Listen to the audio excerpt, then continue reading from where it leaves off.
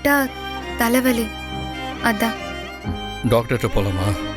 இல்ல வேண்டாம். அபி, நம்ம ஆட் ஷூட் பண்ணோம்ல, அது ரெடி ஆயிடுச்சு பாரு.